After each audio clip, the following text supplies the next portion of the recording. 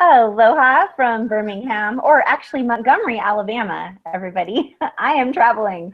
And welcome to another week of Trauma Recovery University. I am Athena Moberg, and I am a trauma recovery coach, and my amazing partner, Bobby Parrish, is in the green room right now.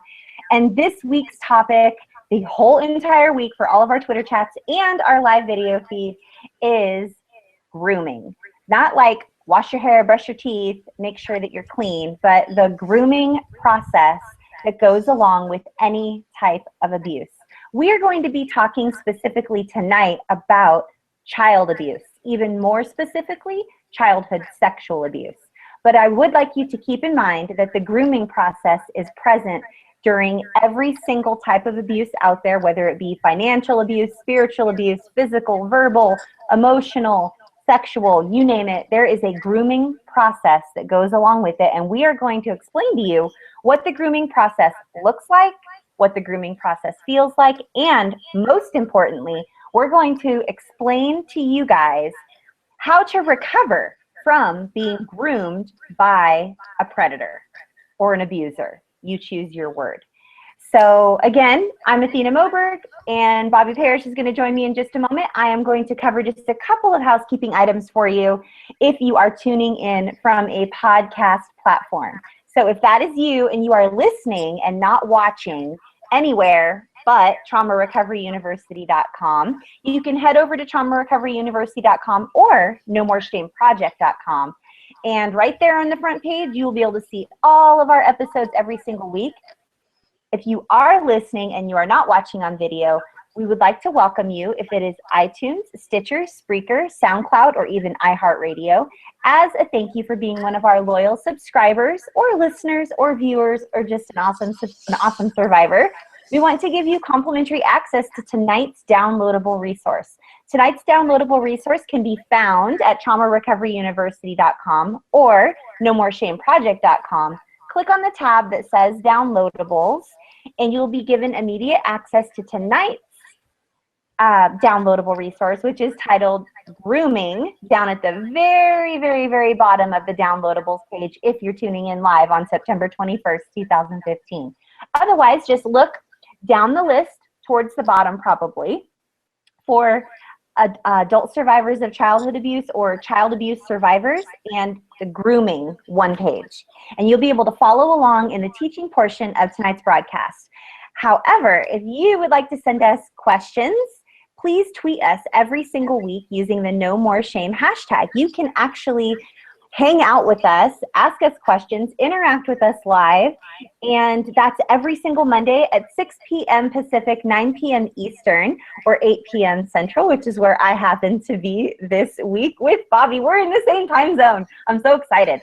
So yes, we would love to hear from you. Use the hashtag No More Shame and go to Twitter and send us your questions or just say hello. And if this is your first time joining us, we want to give you a very special welcome, so don't forget to say hi to us. You can reach us any day of the week, 24/7, by sending us an email with your questions that you would like answered on the air to nomoreshameproject@gmail.com. And without further ado, I'm just going to go ahead and turn this over to Bobby Parrish, and she will complete our trigger warning and just update us on our annual anthology. And if you would like updates on our website, our new website, and our university, and our tuition that's coming up and everything else, then I'll answer those questions a little bit later because I've been a little overwhelmed with travel. But yeah, I don't think I forgot anything. Take it away, Bobby. You did not forget anything, and we already have a nice group of people watching. I want to say hi to Julianne and Melissa and Sarah and Beth and Susan are all out there and tweeting. Kate. Hi, Kate. Kate, yes, Kate was the first. Yeah, and Susan and Kate were there together. Yes, and there's Jack. Jack just showed up. Hey, Jack. You know, one of the nice things about doing a interactive Twitter is not only can they interact with us, but they can interact with each other, and that is so awesome. Because it gives everyone a chance to get a little more access to community and support and encouragement, which is what Athena and I are all about. This is a video about childhood sexual abuse and child abuse. So we want to issue a big old Twitter warning, trigger warning, Twitter warning. Wow, where'd that come from? Well, it is a Twitter. You're giving them a trigger warning on Twitter or whatever. I am a Twitter trigger warning. There's a tongue twister. Please take excellent care of yourself as you're listening and watching tonight's broadcast, especially if you're both watching and listening. Survivors tend to be very visual people because we grew up hypervigilant and having to watch our surroundings all the time to determine if we were safe. And hey, so Billy Anzi here is here tonight. Hi, Billy. And Joe is here. What's up, Joe? Oh my gosh. Bobby, they're both here. We haven't seen them in a little while. I'm so excited. Have not. Okay, sorry, I interrupted you. That's okay. If you feel yourself triggered while you're watching tonight, just go ahead and change your viewing pleasure to something else and come back to this. The video will be up on YouTube within a couple of hours after we're finished here, and you can finish watching it then if you'd like, or you can wait a couple of days and come back and finish it. We don't want you to be in distress or in crisis because of this video. But if you feel that you're triggered and you need immediate help, we want you to reach out to our friends at RAINN, and that is at 1-800-656-HOPE, or you can access them on their crisis chat feature on their website, and that is RAINN.org, the Rape, Abuse, Incest National Network. And they are fantastic. We refer people there all the time to get information and help. And we have yet to have any kind of a complaint other than sometimes you have to wait in line on the crisis chat feature. But that is an awesome thing to do because it's wonderful sometimes to be able to sit in bed and type to someone rather than have to speak on the phone. So know that both of those are available to you. And we are coming up on No More Shame November. And that is a month that we have declared to be about awareness and advocacy for childhood sexual abuse. And we spend that month sharing our message on a variety of different forums and media formats in order to raise that awareness and advocate for survivors and what they need to make a complete healing process. So go over to nomoreshameproject.com and click on the tab that says Pinnables, and you will see a button there that says No More Shame November 2015 that Athena designed, and right click and snag that for yourself, and you can use it as your avatar or a button on your blog or whatever it is that you'd like to do to support us in our campaign for No More Shame November. And we're also going to be doing a blog roundup. So if you write about childhood sexual abuse or childhood abuse and you would like us to include your blog, please email that information to nomoreshameproject@gmail.com. Athena has been traveling this week. She has been in Birmingham and now she's in Montgomery. And tomorrow's Tuesday, she's going to be heading to Seattle. And we have talked a lot with survivors. We've talked with all of you about the concept of trauma-informed care. And that means that all helping professionals, whether they're a nurse or a physician or a mental health professional or a social worker, any kind of helping professional is informed about the nature of trauma and how it affects us. Because scientific research has shown us more and more lately that childhood trauma can drastically affect our bodies and our minds as we grow older. And so we have been working very hard to inform survivors about what trauma can do to them. And we have gotten pretty clear information that this is information that we need to be sharing with medical professionals, nonprofit organizations that reach out to people, and social workers, and we want to do that, but we don't quite know where to start.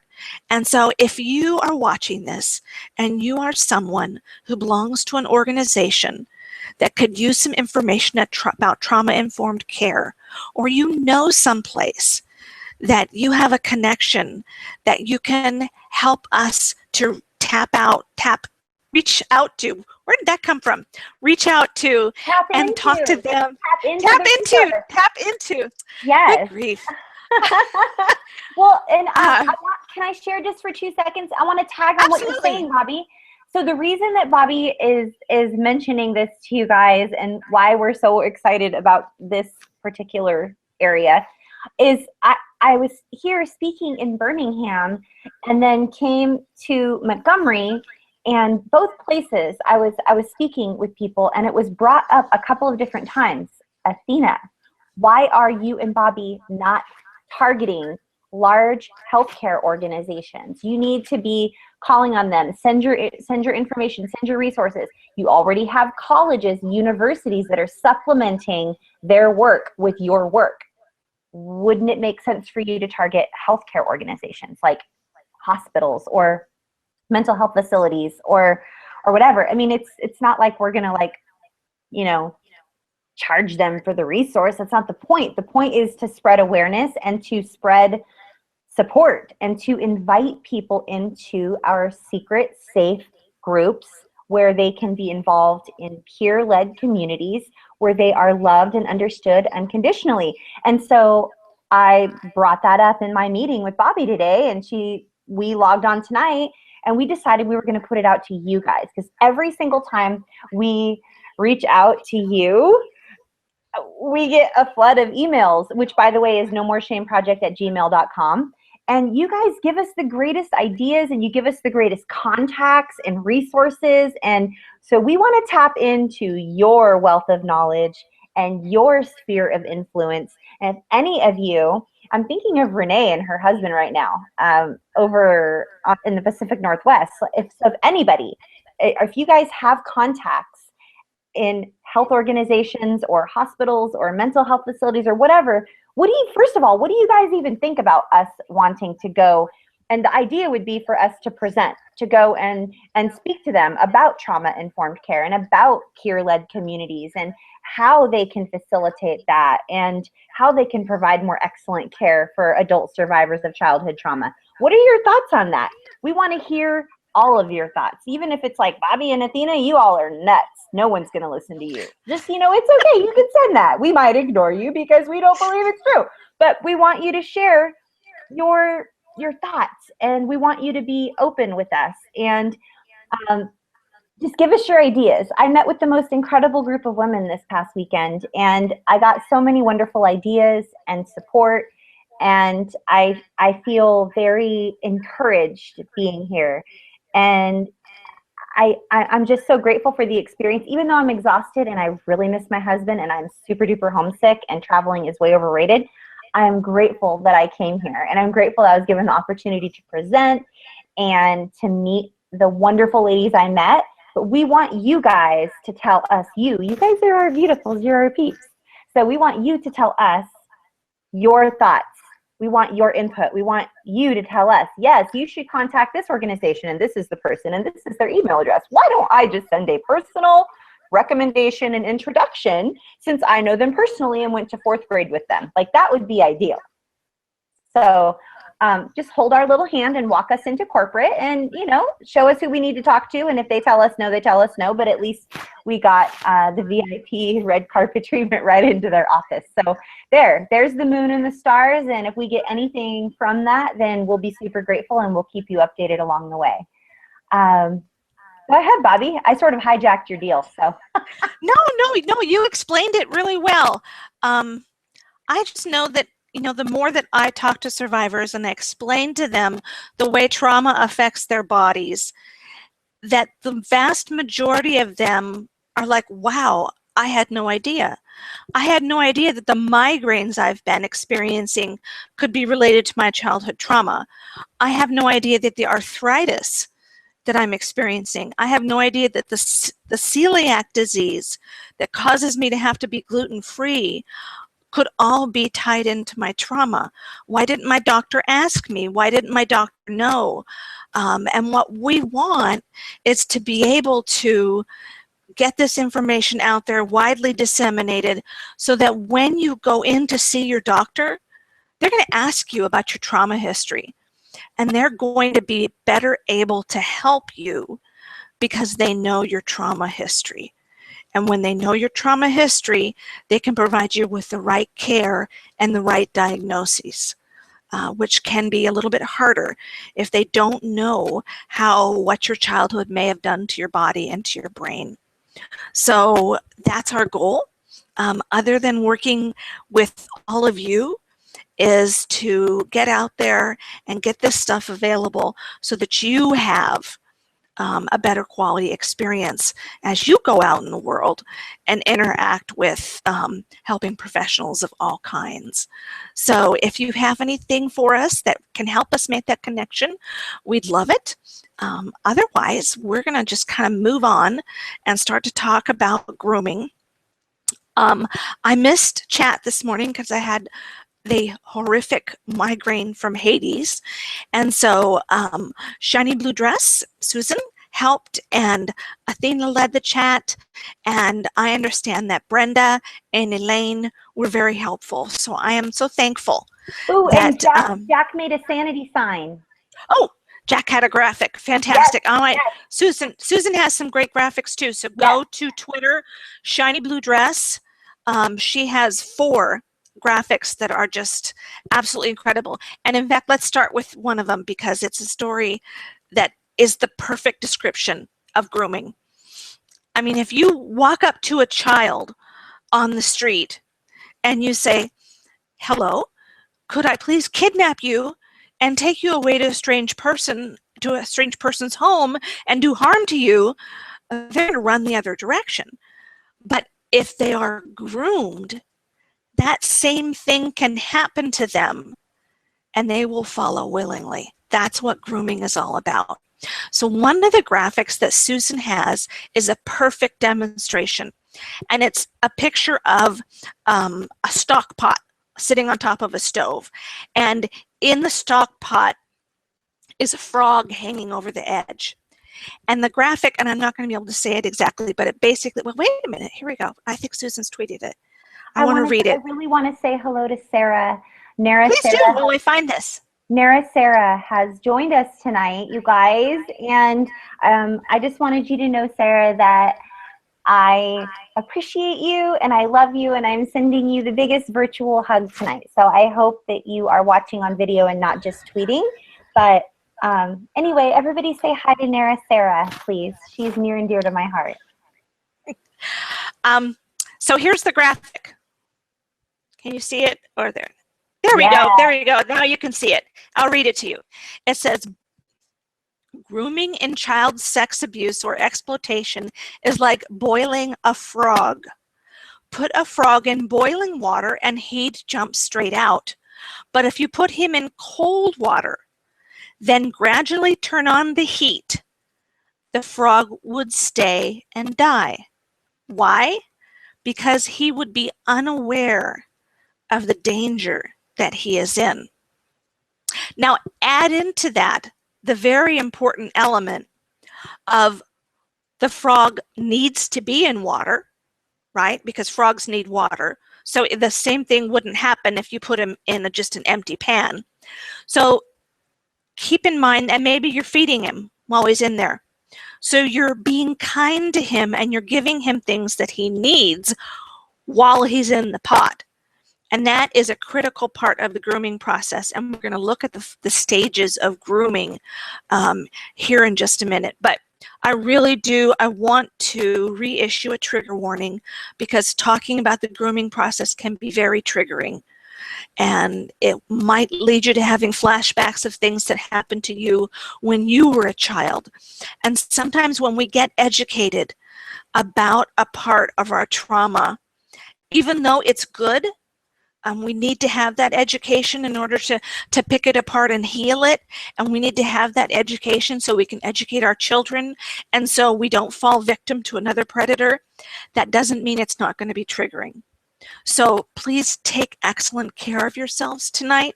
As you're listening to this, as we're talking about it, it can be very difficult to listen.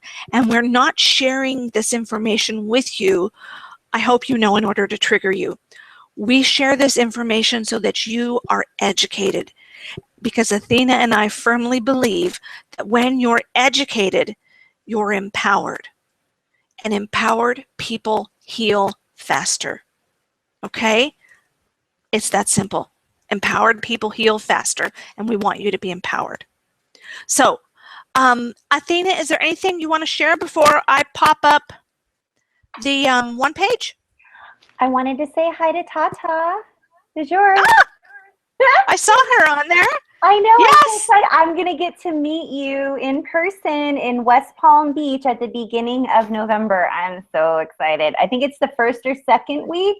Bobby, I don't remember the dates I gave you, but it's, I think it's the second week. It's like the 9th. It's the second. Yeah. You'll be there the 9th through the 14th. Yes, I'm speaking the 9th and the 11th and the 13th and 14th. I'm speaking 4 different times. I'm speaking at youth group, or like a Celebrate Recovery type of thing, or something like a Life Solutions. And then then at a youth group, and then at a ladies event that's a 2-dayer. So super excited to meet you in person. Yay. Okay, that's all I really wanted to say. I'm just excited for tonight, you guys, because grooming is a really, really, really big deal. And I want you, please don't miss this. Please, please, please do not miss how critical it is for you as a survivor to not minimize the after effects of grooming. If you had a father or a mother or a grandfather or a grandmother, and they groomed you to be their pet or their object of their affection, they did so by meeting your needs, by making it safe for you, by taking notice to things that were not already being taken, giving you attention that you did not already have. This came up this morning during chat more than anything else, and I want to say this out loud, and I want to say it to your faces, okay, guys? You were children. You could not have stopped this. It was a freight train.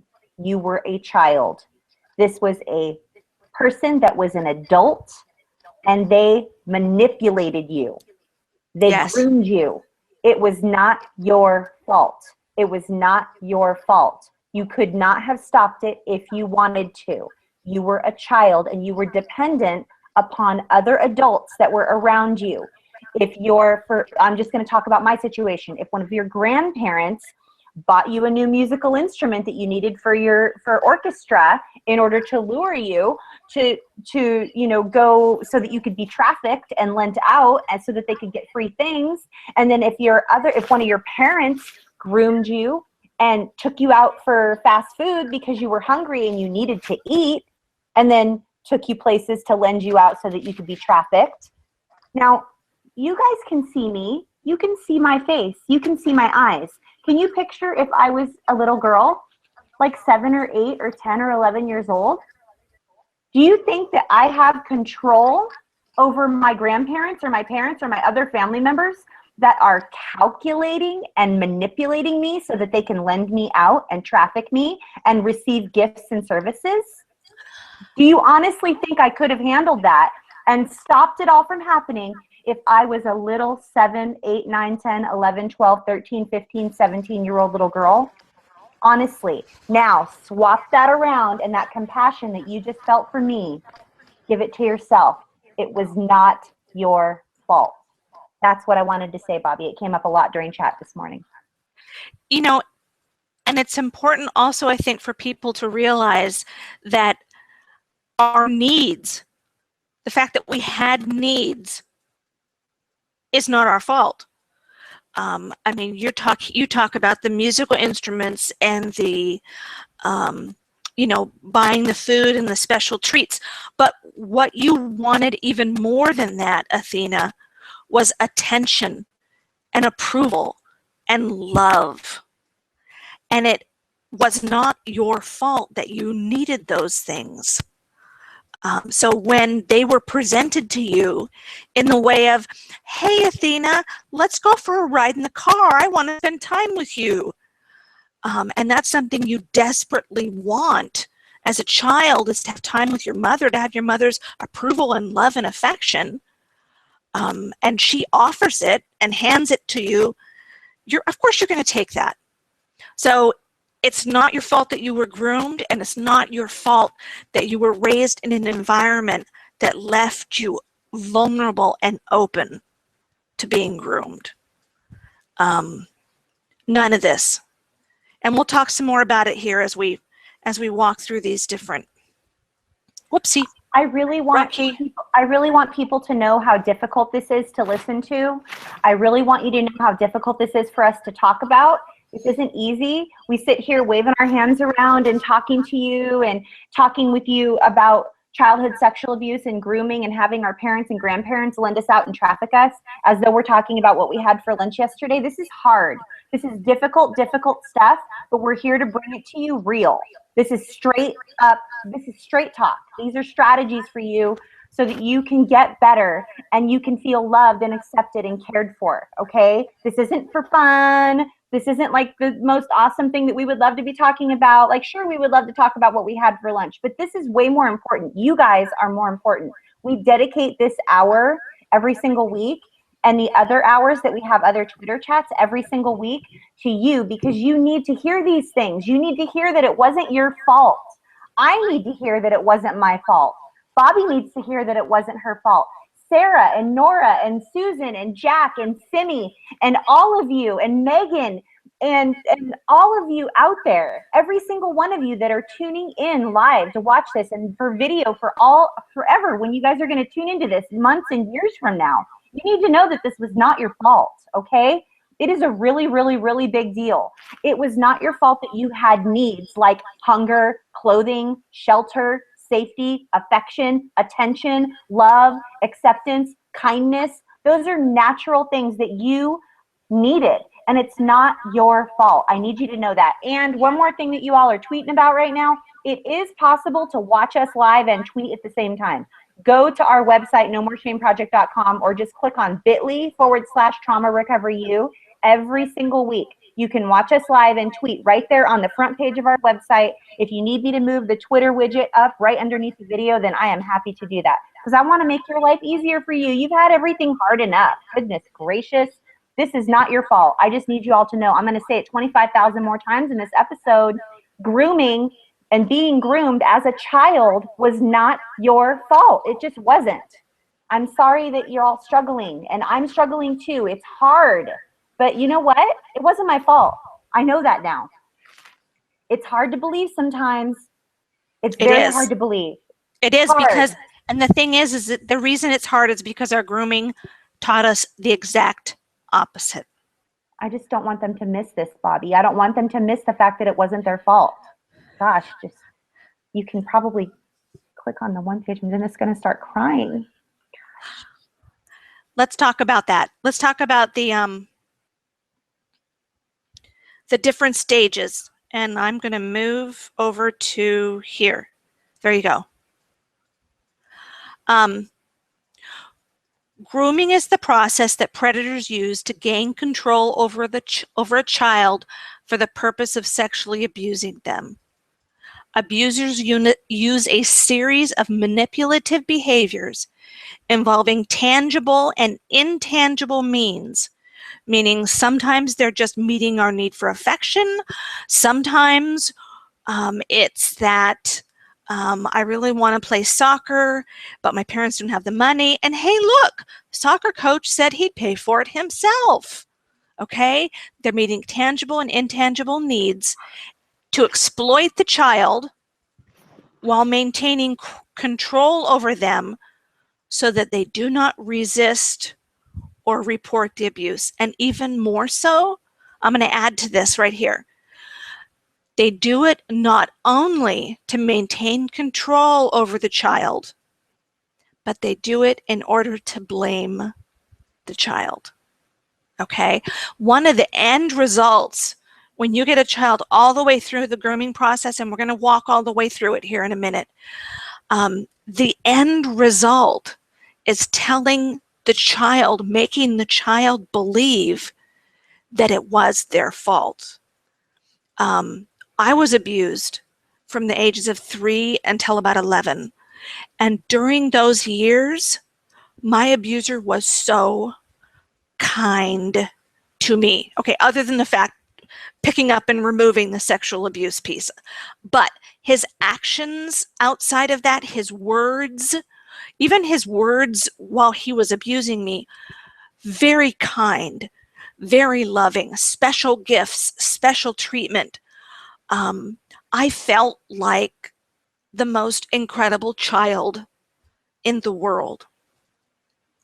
But then when the abuse stopped, now all of a sudden, I was a pig, and I would never be good of anything other than being a whore, and I had seduced him, and it was my fault, and I should be ashamed. And from that point until I left home was a campaign of verbal and emotional abuse that the only reason that happened was to tear me down, blame me, and keep me silent.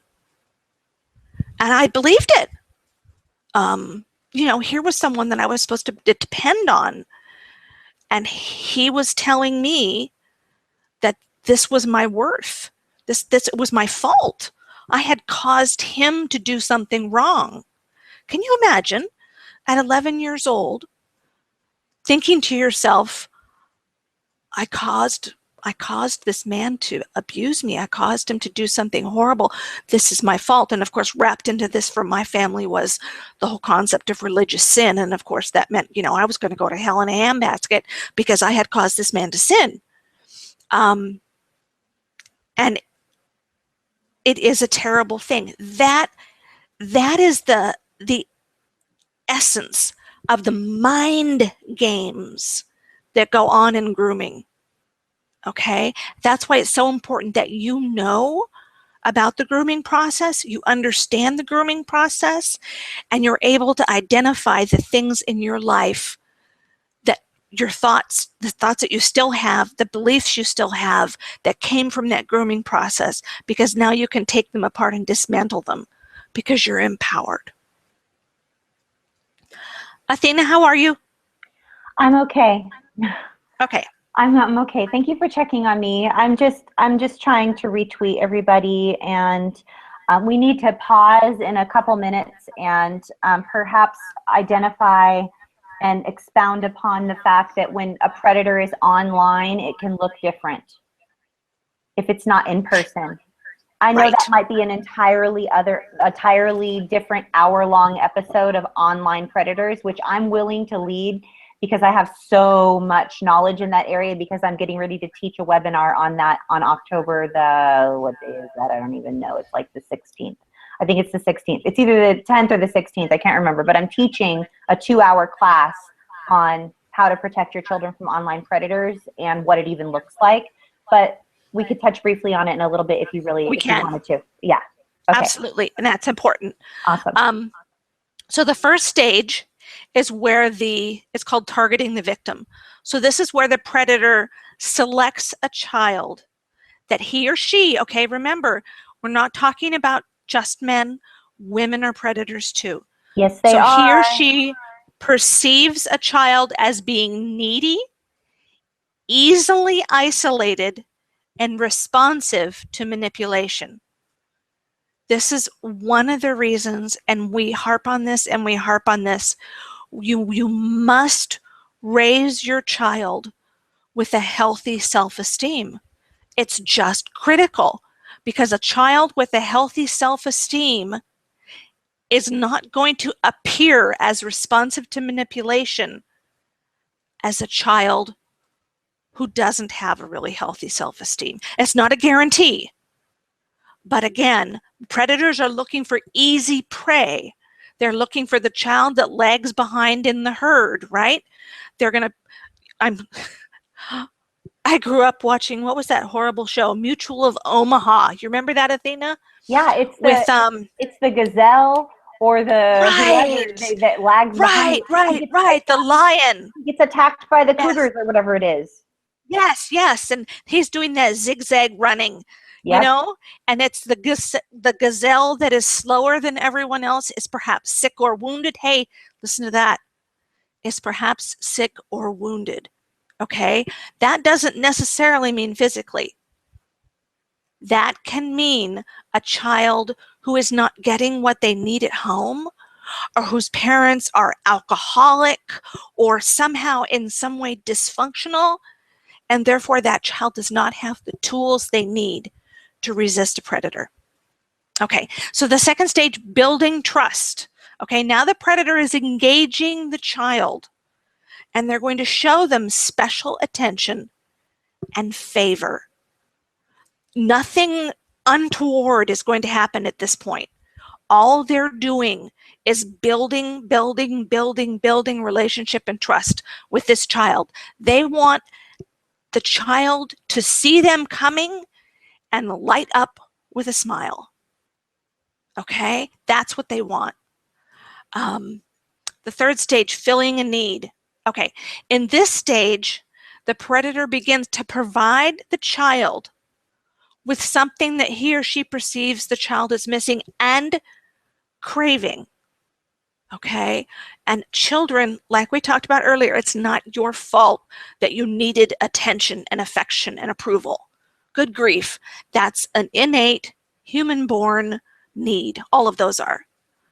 So they will choose a child that needs those things, and perhaps they need other things. Perhaps they need a pair of cleats for the soccer game. Perhaps they need that cool new backpack that everybody else has that their parents can't afford to buy for them.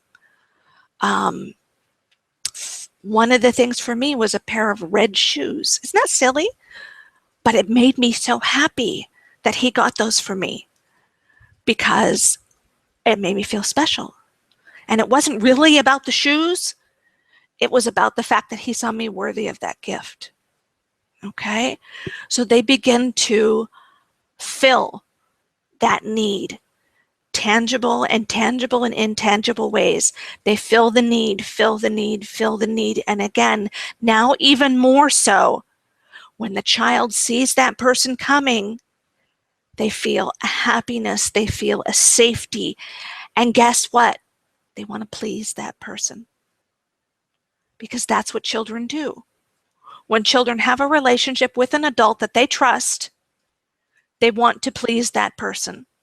And they want that person's approval.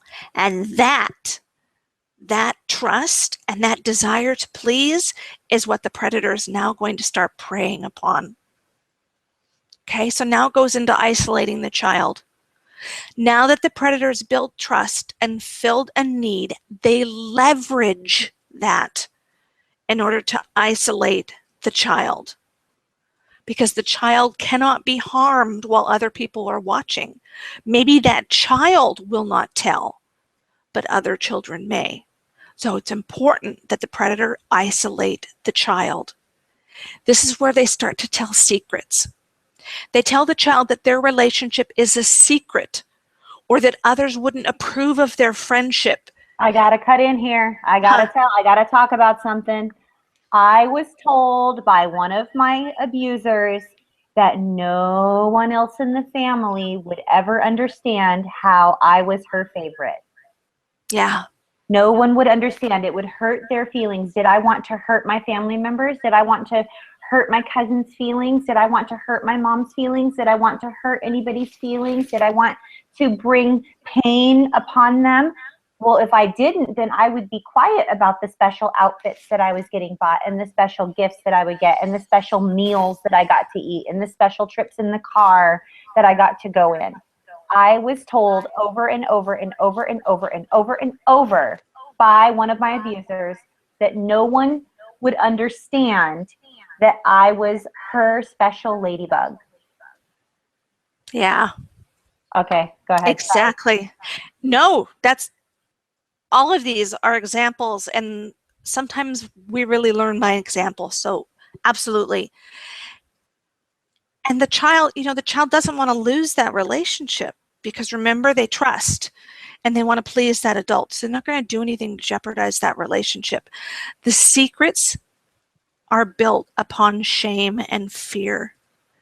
And the child, to protect that relationship, to protect the secrets, begins to isolate himself or herself. Okay?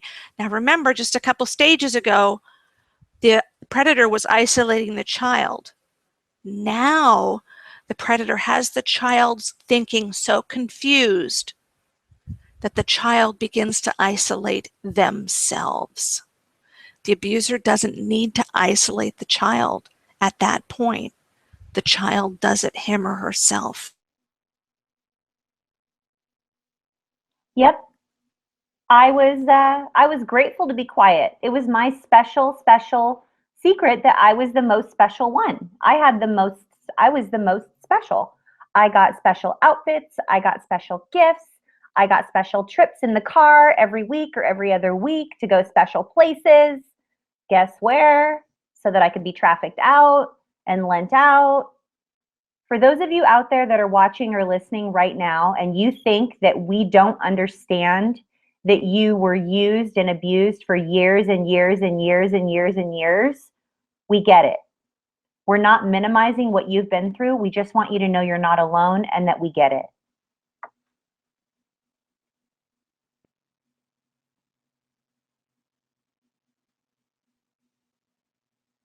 Are you there, Bobby? I think you might have hit the mute button. I'm sorry. Bobby? Uh-oh. I think Bobby might have to come back in, guys. So I believe that we were on isolating the child. And oops, yep. Okay, so Bobby's going to come back in just a second, okay? But we were talking about how isolating the child starts off as the abuser trying to isolate them and take them to special places or whatever. But once the child has gotten far enough along in the grooming process, they're happy to keep things a secret. They're happy to isolate themselves. They're happy to be quiet. They're happy to keep the secrets. They're happy to be the ones to do the predator's job for them. Now, when you're along and you're at this point of the grooming process, it is so painful for a child to even think about not having this person in their life. So for instance, one of my abusers that would take me and buy me clothing because I didn't have nice clothes, or they would introduce me to people that would buy me nice clothes, or they would take me special places where I got to go to the circus, or they would take me out to special restaurants that I had never been to before, or they would buy me a new musical instrument that I needed for school so that I could compete and play in orchestra, and I got to sit first chair. And so all of these things, if you were to ask me at that point in my childhood, if I would have been okay had my abuser not been in my life, I would have been devastated. It would have been horrifically challenging for me to even grasp the concept of what it would have been like for my abusers to not be in my life, because they were everything to me. They were giving me things that I never had. They were giving me things that I needed. They were giving me gifts. They were giving me food. They were giving me affection and attention and shelter. They were taking care of me. And so at this point in the grooming process, you guys, when a child has been groomed for all these different stages that we're sharing with you, and they're actually glad to keep it a secret, it's because they have been told that if they speak up, that the relationship could end. What are you going to do without me? What are you going to do if I'm not around anymore? Who's going to buy you all of your reeds for your clarinet? Who's going to take you to the dentist and make sure that your teeth are straight? Who's going to take you to all your orthodontist appointments? Who's going to take you out to eat to special restaurant? Who's going to buy you those nice school clothes? Who is going to take care of you and make sure that you get picked up on time and that you get taken care of, and that you aren't having to stay in that abusive home that you're in? I mean, do you want me to go away? Do you want me to not be around anymore? do you want to just stay and not see me anymore? Of course not. Then you're like traumatized. I remember the thought of losing my abusers, and it was horrifically terrifying for me, you guys. First of all, my mother and I were trauma bonded. I saw her being beaten from an inch of her life over and over and over and over again. And if I didn't make it to the phone fast enough before it got ripped out of the wall, then I thought she was going to die if I didn't call 911. I would run as far as I could to the neighbor's house, but we lived out in the middle of the country where homes weren't right next to one another the way they are these days. Guess what that's called? That's called isolation. So again, you guys, I just want to stress to you how difficult it is when you're at this point of the grooming process, and it is inconceivable that you would not be able to have this person in your life anymore. So we're going to move along to the next bullet point, and we're going to wait for Bobby to come on back. I know that she's having some trouble with her computer perhaps. So let's see here. I am going to bring up the one page, and we'll go down to the next bullet point. Why don't you guys send in some tweets right now and give me some examples of situations. Oh, Jack is tweeting in. Oh no, Bobby's machine crashed, you guys. So we're gonna wing it, okay? So I'm gonna go ahead and present the one page and do all the techie stuff that Bobby normally does. Ah! Bobby, I need you. Okay, where is it? I just designed it today, so I should look at the date. Goodness gracious. Oh boy. Here we go. I will present. Oh, Bobby, do I hear you? I don't have you. I don't have here. the. Oh, I was trying to wing it. I was gonna pull it up on my end. I'm like, I gotta find the one page. Oh, you want me to pull it up? Want me to pull it up though? I'm happy to pull it up. That's okay. I'll get it. It was just so weird. My whole screen went blue and gave me this awful crash report telling me basically that my whole computer had decided to die. But the blue screen of death is horrible. If you guys are on a Windows platform and you're not on a Mac and you get the blue screen of death, it's sheer panic. So Bobby, I want to share with you exactly what I shared with everybody while you were away. Okay. Yes. So I went to that bullet point where we were talking about how the groomer and the groomee, well, the abuser doesn't even have to isolate anymore. The child is happy to isolate because the thought of not having that person in their lives anymore is absolutely devastating. And I gave an example, like, what was I going to do? Was I going to give up being picked up from school every week or every other week to go to the orthodontist? What was I going to do if my teeth weren't straight? Oh my goodness, was I going to give up that special time in the car? Was I not going to go to Chuck E. Cheese anymore? Was I not going to have cute shows? Was I not going to have a nice clarinet and my clarinet reeds that I needed so that I could actually play and sit first chair? I mean, if you would have asked me if I couldn't have those people in my life, I would have been completely devastated. So that's kind of where I was. And then I was getting ready to pull up the one page once I had just resolved to the fact that maybe you couldn't come back. I was like, I need to find the one page. Okay. But, I so identify with that because when my abuser stopped sexually abusing me and began verbally and emotionally abusing me, it broke my heart. It broke my heart. Yeah. I would have taken the sexual abuse back if I could have gotten his favor and love. I would have traded it. I would have.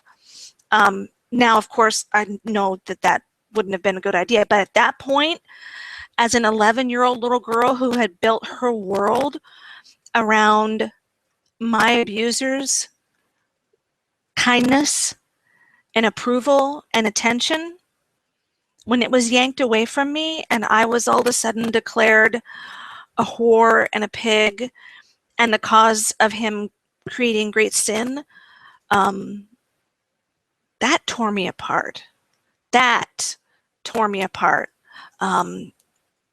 So I don't want anyone to ever minimize the power of that relationship, and that is part of that power of a trauma bond that we have talked about before, and we probably need to talk about again. I talked about that a little bit, about how I watched my mom. I was so bonded to her because I watched her get beaten from an inch of her life so many times, and I would try to get to the phone, and if I didn't make it to the phone on time, then it was my fault if she died. It was my fault if she died because I didn't make it to the phone. Isn't that ironic? Oh my As a God. child, Yes, it was all. It would have been your fault. Yeah, so I would run to the closest house I could find, which the houses were not all very, very, very close together.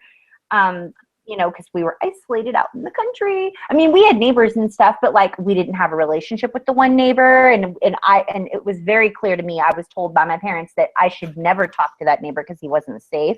And then the other neighbor lived a little bit farther. Anyway, we didn't have relationships with any of the neighbors, of course, because hello, isolation. So anyway, I could go on. Sorry. But yeah, trauma bond. It was the perfect storm. It was the perfect storm. It was the perfect setup. It was the perfect little, let's just spin it around. Let's just, yep. Oh, this is perfect. Yep. The storm's perfect. She's going to be confused. Right. She needs me. Look, she's out in the middle of the country. She doesn't live in Anaheim anymore, right near Disneyland where everybody knows where she lives. Now she's out in the middle of nowhere. Good Lord. Oh my gosh. Don't get me started. Oh. Sorry. I guess it's time for the one page. Nah. Okay, let us pick up where we left off before my computer decided so rudely to crash. How rude. I know. So I sort of finished up the abuser doesn't even need to isolate the child anymore at that point, and I did not go into sexualizing the relationship yet. Okay. So this is the hard part. Everybody take a deep breath. So the predator now has all the components of the grooming process in place in order to begin sexually abusing the child. And the abuse will typically escalate over time. And there will often be an element of fear attached to it, even if it's simply a fear of losing the special relationship they have with the abuser. My abuse started with, just touching, and then it escalated and it got more, more invasive and more physically damaging over years of time. So it is not, I think it's kind of a misnomer that, an abuser comes into your bedroom in the middle of the night and, commits child rape and then, walks away, and that's the whole ball game. Very often it's not. It starts out with small, appropriate touches and then moves to small, inappropriate touches. But by now, the child is so enmeshed in the relationship that even if they have been told you shouldn't let someone touch you like that, they will allow it to happen because they have been so perfectly groomed. Even if our intuition is screaming inside our head, this is not right, this is not right, this is not right, this is not right, we will allow it to happen because we're frightened and we're children and we've been groomed. And so this is often the start of the process where people start to dissociate because they know that something is not going right, but they don't have the capacity to cope. And they certainly don't have the capacity to just say, hey, wait, this is wrong. You're an evil person and I'm leaving. It's not an option. And this is where you will see the power of dissociation come in and rescue the child. I realized this past week during all my travels that biting my fingernails is a coping strategy. Yes. Because it takes a lot of focus to bite your fingernails. Folks. It does. It does. A lot of focus. Yes. That's so true. You're so right. And that brings us to the last point of the grooming process, and that is maintaining control. At this point, the predator is actively abusing the child while continuing to fill their needs and keep them isolated. Oftentimes, the abuser will now actively shame the child for agreeing to be an active participant in the sexual relationship, as if the child had that capacity to agree. The shame becomes a very powerful silencing and isolating tool. The abuser has now become a significant source of meeting the child's needs, so much so the child fears losing the relationship and will acquiesce to all the abuser's requests. Here's an important piece, okay, people? The child is now doubting his or her capacity to perceive reality and now is relying upon the abuser's statements of what is reality. Okay, so the child might be saying, I don't like that. That hurts. Or something, you know, I don't think this is right. Yes, it is. This is right. What do you mean it I hurts? love you. What do you mean it hurts? It didn't hurt last time. You didn't say it hurt last time. You liked it last time. Yeah, everything. Everything they can do to undermine, because when the child can't trust their own reality, I mean, you have to trust something. You have to trust some reality. And if I can't trust my own, I'm a child, I'm going to trust my parents, or I'm going to trust this person who is a huge chunk of my life. And this is the thing. These are the things that we take into adulthood. That inability to trust our own perceptions, the inability to rely on our own interpretation of reality. Eventually, the abuse ends. Either it ends because the abuse gets reported, or quote unquote, the child ages out of the relationship. Or, for example, in my situation, my abuser became frightened that I would become pregnant. And so he stopped abusing me. So the abuse ended, but the damage from the grooming did not. And that is the hard piece that we then have to tackle in our recovery, is the inability to trust ourselves, the shame, and the contorted perceptions of what a loving relationship looks like. I understand that, you know, you may have sat through a health class in high school about what a loving relationship is like, and, you know, healthy communication and that whole bit. Yeah, you may have sat through that, but that was not your experience. And when you go out into the world as an adult and you begin to have relationships with other adults, you're not going to start doing what you learned in the health class. You're going to rely on what you know. And that is the piece where things fall apart, is that we have now taken that image and that experience that we had as a child, and we are superimposing it upon every relationship we have as an adult. And that's where we start to trip and fall down. And that's why we get re-victimized. Okay, so there are 3 necessary components to the healing process. The first is that you must have a therapeutic one-to-one relationship that helps you to work through the after effects of grooming, whether that's a counselor, a coach, a clergy person, you know, a social worker, whatever it is, you need to have that person. It's the same as like a sponsor that you would have in Alcoholics Anonymous or Narcotics Anonymous. You have to have that one person with whom you can be brutally open and trust and be just raw as heck, because we're not going to admit to other people, at least initially as we're beginning to recover, hey, you know, I had this happen to me as a child, and I believe it was my fault because I somehow, as a 3-year-old, seduced to this adult male, and it was all my fault. You're not going to tell somebody that.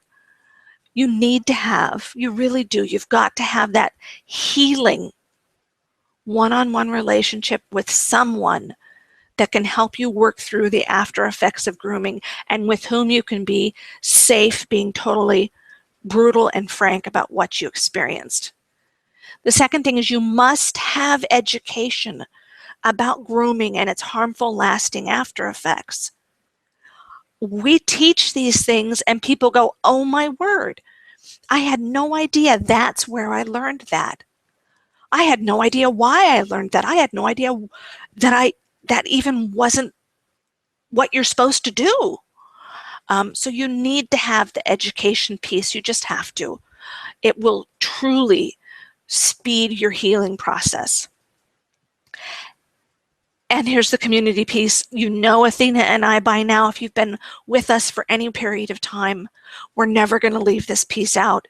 You must have intentional, consistent, active involvement in a safe, supportive community that will validate and support your healing process, as well as allow you to practice healthy, new communications and behaviors.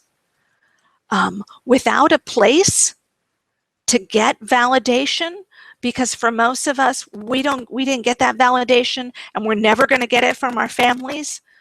That's where a lot of people usually get their validation, is from their family relationships.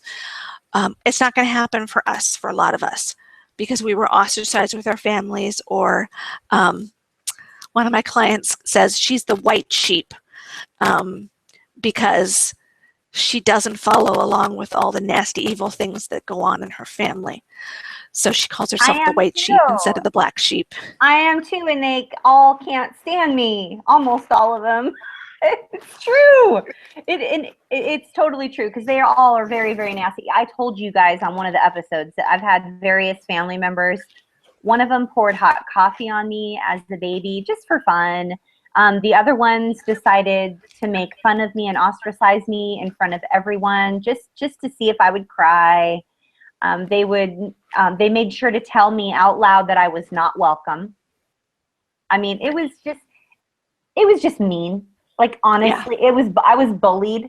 I was bullied by nasty, nasty, miserable human beings. And every single one of them are all still nasty and miserable. I mean, they're, living their lives wherever they're living, all over the country. They're all spread out. And most of them don't like each other. All of them don't like me. And they blame everybody else for everything. They're miserable. They find excuses to complain about everything. Their favorite things to say are, must be nice, or you deserve that, or you just don't understand, or whatever. It's always just something to complain about, you guys. I mean, and I am the white sheep. Does that sound like something I would even say? I mean, I'm responsible for my own actions. I'm responsible for my choices. I'm responsible for my attitude. I'm responsible for being fully present with you guys. I could tell you, oh, I'm traveling and it's been super triggering and I'm super exhausted and I've only slept 4 hours a night for the last week and a half. Would that be me being real, or would that be me making excuses? Well, maybe a little bit of both. But I'm responsible. I'm here. I'm fully present. I'm responsible for whether I am self-centered or I'm putting you guys and making you a priority because you deserve it. And I'm responsible for the choices I make, like what I eat and who I surround myself with and what I listen to and what I choose to say or do.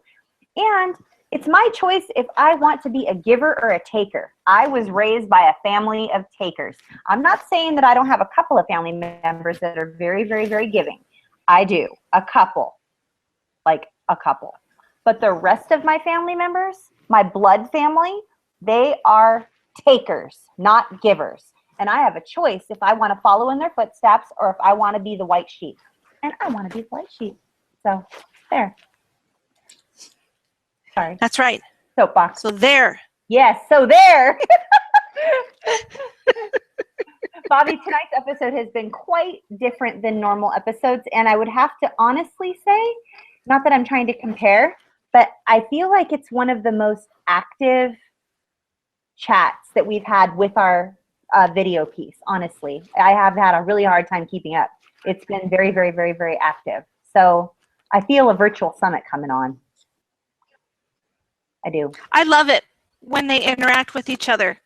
Me too. And I feel like this video is going to get like exponentially more views than our other ones, like how when we did the narcissistic abuse one, which prompted us to listen to what everybody had to say and actually host a virtual summit. I feel a virtual summit coming on the topic of grooming. I'm just predicting it. Yeah, I think this would be an excellent topic to do again in a broader format. It's hard. This is a hard topic to talk about, but it's so important because this is the genesis. This grooming process is the genesis of so many of the mind-messing things that we learned. So many of the negative, destructive, damaging thoughts and beliefs that we have about ourselves began in the grooming process. And we take them into adulthood, and they undermine healthy relationships. They undermine us having a healthy relationship with ourselves. They undermine our capacity to trust. They undermine our capacity to rely on our intuition. And they undermine our happiness. And they undermine our capacity to recover. And we really, as hard as it is, we have to do this piece. We just have to.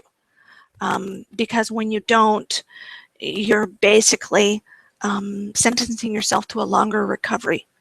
So it is hard. And we will talk about it in more depth because it is that important. Hey, Bobby. I lost. I have some people that are tweeting in, and they are not identifying with the whole grooming process, and they were never told these things, and they don't understand. And what if grooming wasn't a part of their abuse, and they're really confused and they think they're doing something wrong? And I'm assuring them that they're doing everything right, and that every situation is different. But is there a way that we can explain to people that we're not groomed the way that most people were groomed, that their abuse still matters and that it's still valid and that they're not doing anything wrong? Or, like, for instance, I have one gal that says, I'm so confused, I don't identify with any of this. And then I have another gal that said, my abuser never said any of those things to me. So, but I know they were, I mean, I believe them. I know they were abused. I know them intimately. I know these gals. So how do we assure them that everything is still valid? And of course it happened. And I mean, the grooming process is, I mean, it's pretty textbook when it comes to people who are predatory. But oftentimes, for me, and I'm just going to speak for me personally, Bobby, and then I would like for you to speak to this for a moment. But for me personally, I did not remember any of my grooming whatsoever until just about 2 months ago. Literally, I think it was even a month and a half ago. I remembered none of the grooming, none of it. I started having more memories of my abuse, but the grooming, which is the good part, the fun part, the yay, this is happening, I'm special. Like, I didn't remember any of those parts, you guys. I didn't remember any of them. And it doesn't mean that we're doing anything wrong. It doesn't mean that I did anything wrong. It just means that my brain was protecting me from those pieces, and that I was having different memories. I was remembering vividly the trafficking, the being lent out, the physical abuse, the verbal abuse, the emotional abuse, the, not always having healthy food to eat, like sneaking in the kitchen in the middle of the night to grab food because I was hungry and realizing I had a mouthful of bugs. I mean, I was remembering stuff like that. Yeah. Those were the things I was remembering. I wasn't remembering the good parts and the brand new musical instrument and being picked up from school with the air conditioner on in the car and getting to go for a ride and go grab a bite. And I wasn't remembering any of those good parts, the grooming. Sometimes it just might take a little bit longer, and maybe it just didn't happen that way. I don't know. But Bobby, I would love for you to speak to that, because I don't want anyone to feel left out or that it's different or whatever, because I know grooming is a part of every single form of abuse, including domestic violence, and every flavor of abuse, there's grooming involved. Unless it's an attack, like in the middle of the night, someone, comes in and they attack you and then they leave. Like, they didn't groom you, they attacked you and they left, it's different. But right. I don't know. It is. Could you speak to that?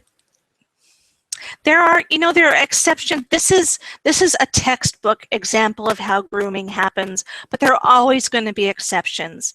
And it usually is rooted within a very powerful relationship within the child's life. Even if they don't go through these actual, it doesn't seem like they're going through these steps, A, B, C, D, E, and F. Childhood abuse rarely happens outside of a relationship that is not significant to the child.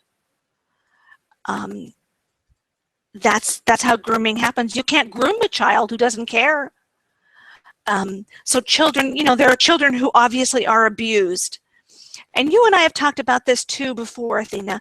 We talked about the concept of what made the abuse that we endured as children even harder is that sometimes our abusers were kind to us and sometimes they were mean. And so every time they were kind to us, we thought, ooh, this is it. This is the moment when they're going to be wonderful and they're going to love me forever and ever and ever. And instead it just turned out to be another moment where they could get you to, here, come close. Come close to me. I'll give you this thing that you want. Whap across the face when you got close enough. Yeah, I think that's a really, really good point, Bobby, because grooming doesn't always necessarily have to follow this little system. This is just a textbook example, you guys. But I remember specifically what Bobby was just saying. And let's keep in mind Susan, Shiny Blue Dresses, tweet. Now, did the frog have someone, whatever, go through the little list? No, but the frog was put in a nice little cozy pan of water that was perfect, that he was used to, and he liked it, and he was getting fed, and then it got a little bit warmer, but that's okay. It happens all the time when the water gets warmer, when the sun comes out. Ooh, more food? Awesome, thanks. Next thing you know, he's boiled and dead.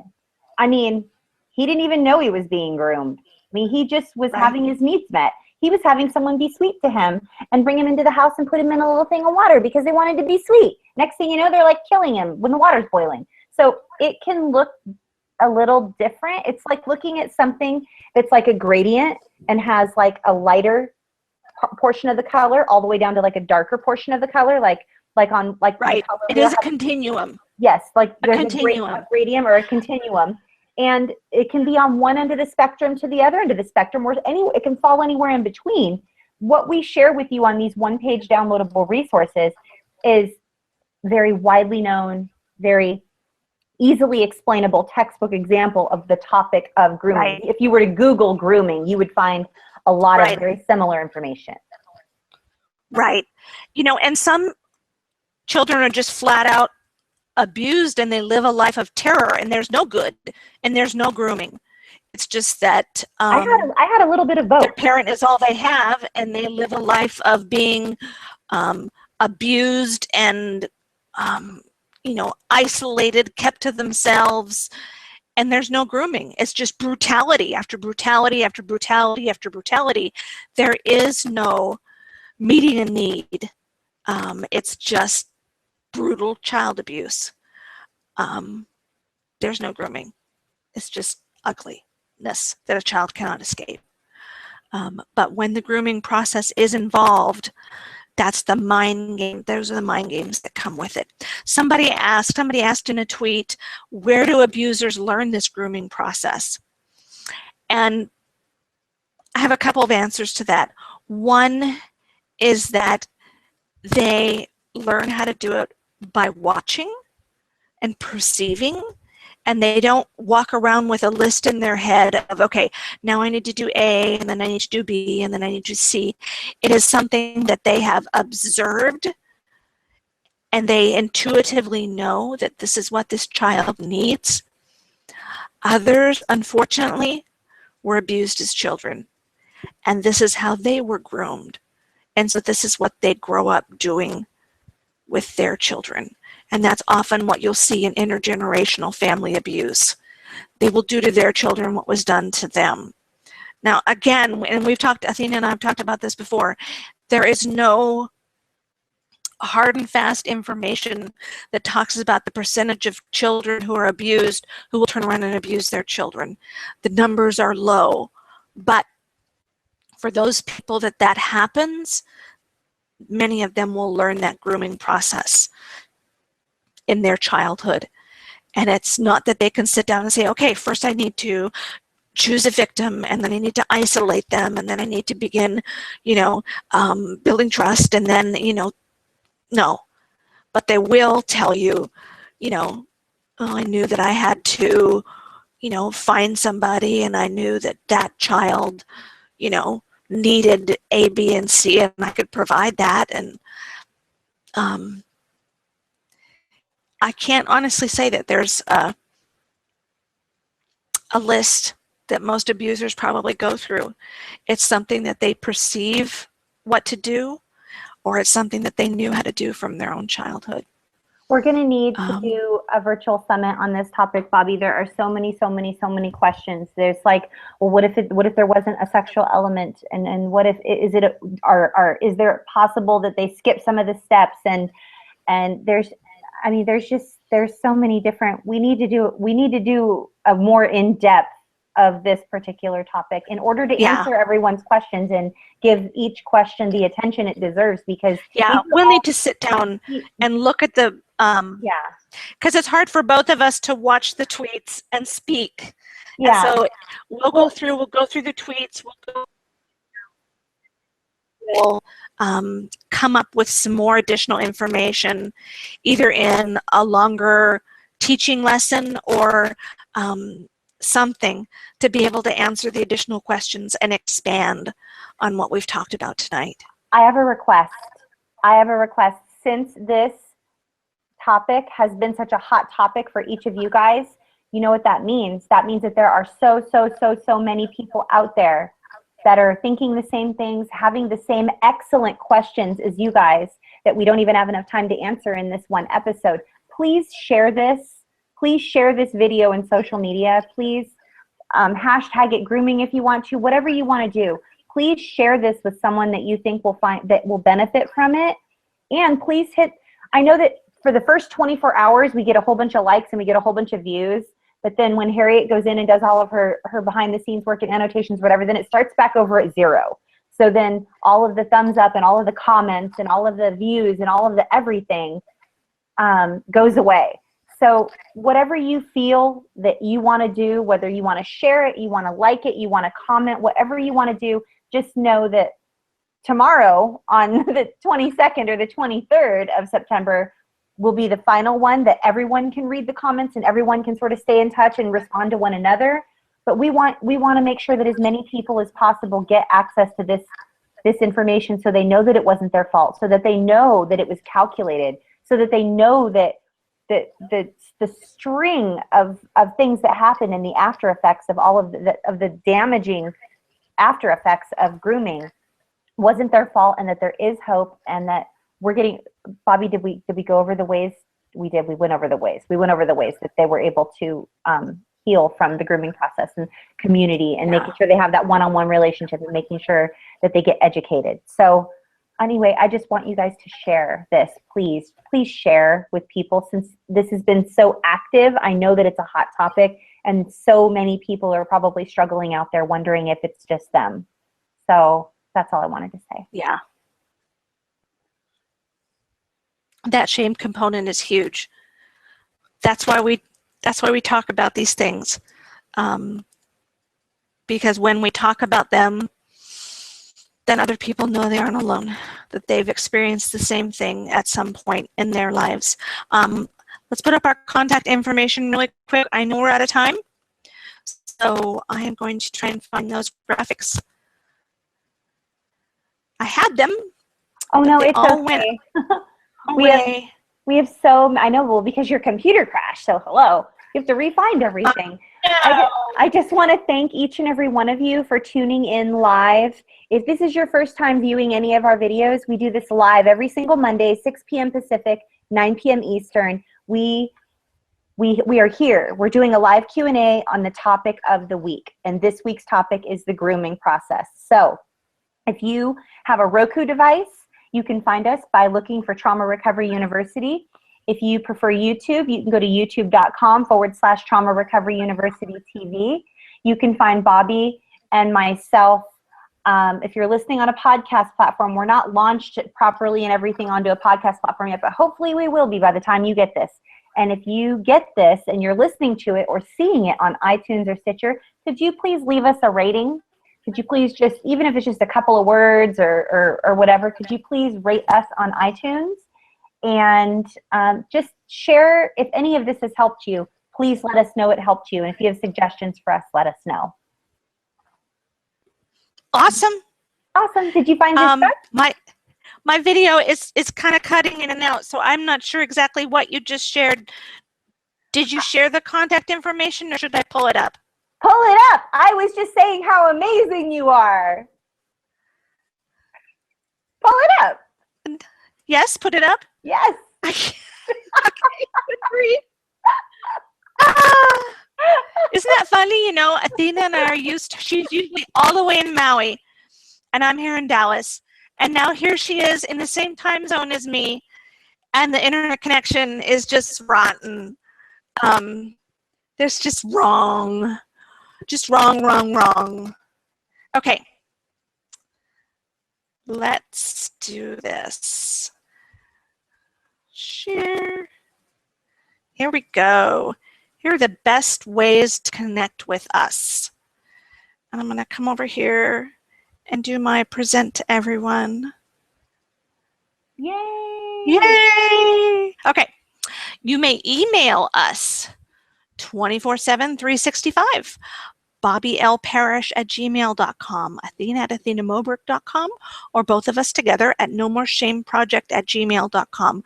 We do ask that you try to be patient. The longer that we do this, the more email we get, and sometimes it is a backlog for us to get through, and we ask for your patience as we work to get back in touch with you. You may also tweet us. I am now at Bobby L. Parish. Athena is at Athena Moberg. And then we have Trauma Recovery University, which is Trauma Recovery U. Now, Athena, did your Facebook page change? I don't know. I think you can find me at Athena Moberg Speaking, like in the search bar, but I don't know if the facebook.com/Athena Moberg Speaking actually changed or not. I don't think they let me. Okay. How rude. I know. They are not allowing us to continue our career growth and development. My professional page is Bobby Parish Coaching and Consulting. Athena's personal page is Dawn Athena Moberg. Mine is Bobby Parish, and then we have Trauma Recovery University. We also have a support page now for survivors of narcissistic abuse, whether your parent was narcissistic or you went through an adult relationship with a narcissist. And that is facebook.com/Narc Diaries. Is that right, Athena? Yes. Yes. And we have private secret Facebook groups for not only survivors of childhood abuse, but for survivors of narcissistic abuse, whether you suffered as a child or as an adult. So please, if you would like to join one of them, please friend us on Facebook and then send us a message saying you would like to join one of our private secret Facebook groups. That is the absolute easiest way. If you send us an email saying I'd like to join one of the groups, we'll just say back to you, could you please friend me?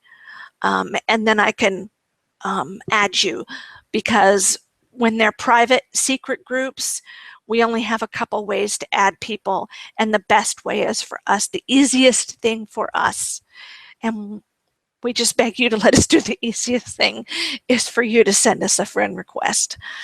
And then follow it up with a message. So we get lots of. You know what? I think I had some people. Julianne, did you invite Julianne into the group yet? Oh gosh, please say you did. I don't know. I think she sent me a private message asking to be invited into the group, and I got it at the airport or something, and then I didn't do it. I just realized it right now. Julianne, I'm so sorry. Oh boy. Anyway, that's okay. Have patience with us, folks. We're doing the best we can. YouTube, we're always on YouTube 24 hours a day, and there's probably a good 60 hours worth of content there. So have at it. YouTube, Trauma Recovery University, Roku TV, Trauma Recovery University, and Google Plus, Trauma Recovery University. You can always watch our episodes every Monday night at bit.ly // which one is it, Athena? // Trauma Recovery U. But we have 3 Twitter chats a week. You can join us at any of them. The first one is Monday night Monday during it's during the day for those of us who are in the United States. It starts at 10 a.m. Pacific time, and it is at 6 p.m. in the UK. And then this is our second Twitter chat of the week, the Twitter chat with the live video broadcast. That's at 6 p.m. on Monday evenings, Pacific time. And that is at 2 a.m. for all of the stalwart UK fans who are watching, 2 a.m. Tuesday. And then Tuesday night is the original sex abuse chat. And that started with myself and Rachel Thompson back in January of 2014. And that is Tuesday nights at 6 p.m. Pacific time, 9 p.m. Eastern, and 2 o'clock in the morning Wednesday, again, for all of you in the UK. So connect with us. We would very much love to get you involved in the community that we've got going on, because it is awesome. I have been a survivor myself for 40 some years now, and I've been a therapist for 18 years.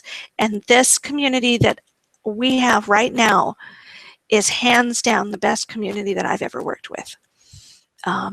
They are good people, and you want to be a part of it. You don't want to miss out, because they will love you and support you and encourage you in ways that you have never experienced before. So it's very, very true. And it doesn't matter how old you are. I shared this at the event that I spoke at this past weekend, you guys, and I want to share it with you. One of the quotes that I had, I think it was from a woman who was like, I think she was 70. Bobby, I don't want to say anybody's name on the air. I think she was about 70 years old.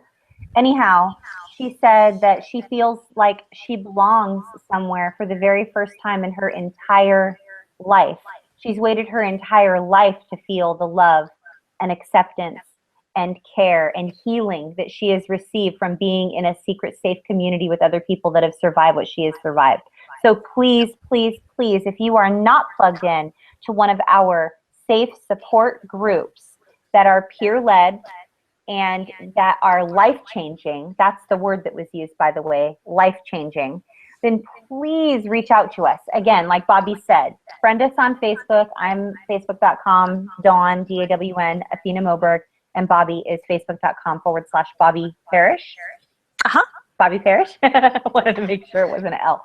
I don't think there's an L. I don't think there is. I think I saw a dot there one time. Bobby Dot Parrish. I was like, why is there a dot? That's weird. Yeah. But anyway, just please friend us, you guys. We would love to welcome you in. There's a little bit of a vetting process just to maintain the integrity and the safety of all of our groups.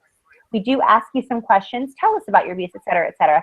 And we just get to know you a little bit. So please, please, please reach out.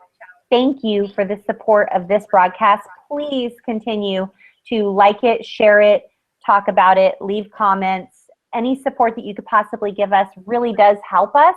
It helps us to continue to have the privilege of providing free resources to you guys and affordable resources as well. So we love you guys. You are the reason that we do this every single week. You are the reason that we show up, and we listen to every bit of information and advice that you give us on what you want our website to look like, the content you want us to share about and teach on, everything. We listen to you. So thank you. Thank you for being the most important part of this community. And just sincerely from myself, Athena Moberg, and from my amazing partner, Bobby Parrish, we appreciate your support of Trauma Recovery University, where we always do our best to provide you with everything you need for healthy, informed trauma recovery. Aloha from Montgomery, Alabama. Love you, Bobby.